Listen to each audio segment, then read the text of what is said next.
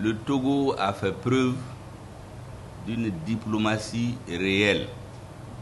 Parce que contrairement aux autres pays qu'on a instrumentalisé contre notre pays, parce que l'objectif c'est de faire tomber le régime. Il y avait une cinquième colonne ici.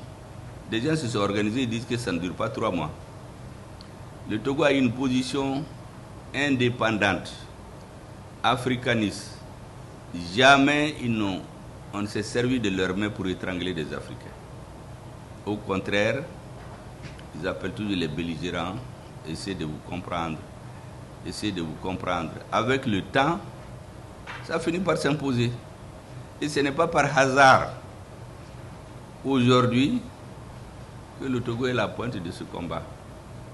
C'est mérité. Ce n'est pas que quelqu'un s'est levé pour leur donner. C'est le comportement de leur président. Plus jeune dans la CEDEAO, mais plus sage. Or, en Afrique, en général, chez nous, on dit que c'est les plus anciens qui sont les plus sages. Et voilà, c'est le plus jeune qui devient le plus sage. Et aujourd'hui, tout le monde va demander ses avis.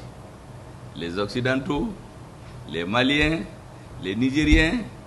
Mais on dit ce petit pays-là, finalement, là, il est petit de taille, mais diplomatiquement, il devient plus grand que les plus grands pays d'Afrique de l'Ouest. Je voudrais donc, monsieur le ministre, vous féliciter, vous remercier et transmettre au président toutes nos salutations. Moi, je le connais personnellement parce que j'ai des photos avec son père qui sont encore dans mon salon, parce que c'est un grand observateur. Moi, j'ai été envoyé chez lui dans une mission en 2003. Quand on a discuté, il m'a dit un certain nombre de choses qui sont en train de se réaliser aujourd'hui. C'est des gens qui, on a l'impression qu'ils n'ont pas fait de grands diplômés, ils ont une grande vision. Et je crois que c'est cette vision-là qui est en train d'irriguer l'Afrique.